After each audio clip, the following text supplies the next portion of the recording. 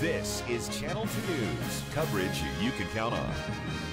The thicker haze and smoke into the valley where it settled overnight. There's nothing really to scour it out. The haze and smoke is clouding the valley tonight, and experts say we can get used to it because it's not going away anytime soon. That story tops Channel 2 News at 5 o'clock. Good evening, everybody. I'm Wendy DeMonte. Kristen is on assignment. Thank you for joining us.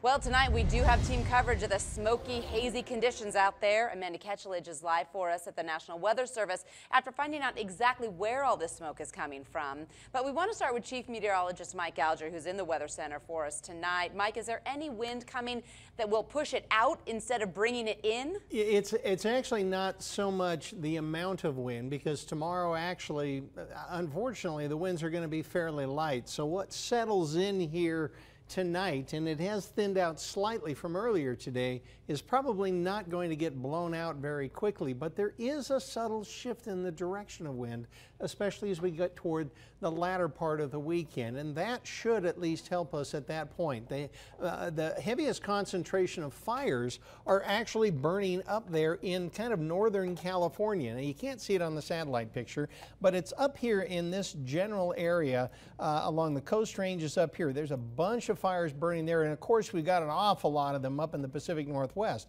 and the overall flow right now coming in is somewhat of a west-northwest flow that's bringing that smoke right over us. By the time we get into Saturday, all those winds are going to drop off, and so we're probably going to be stuck a little bit with what we collect here tonight, but by Sunday that wind flow is going to shift more out of the southwest. Now, there are still some fires down there, but not as many and not as close as what we have here. So if you can hang in there till Sunday, I think we should start to see a little more appreciable thinning of that smoke out there.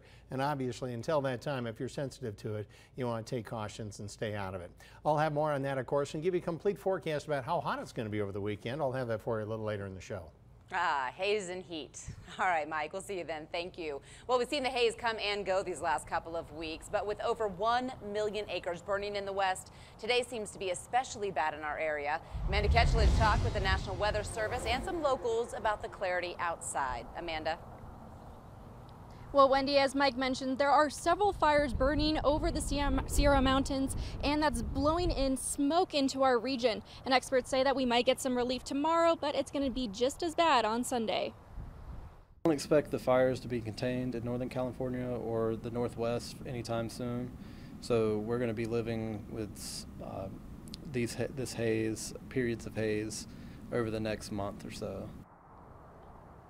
The National Weather Service says the west winds kicked all of this haze and smoke into the valley. And in the next couple of days, meteorologists expect the winds to pick up even more. They say the haze is going to linger a little bit, and we will see the air quality diminished as the fires continue to burn in the western United States. And people trying to enjoy the outdoors are starting to see that impact. Sarah Bower was riding her bike and had to cut her trip short because of the conditions outside. Oh, the smoke definitely affected our plans in terms of, we would have done a longer ride and kind of seen a little more Reno today, but it just didn't happen. And obviously the air quality is unhealthy outside, so how exactly is that determined? Well, we'll talk to experts and we'll show you that coming up at 5:30. Covering the story, Amanda Ketchledge, Channel 2 News.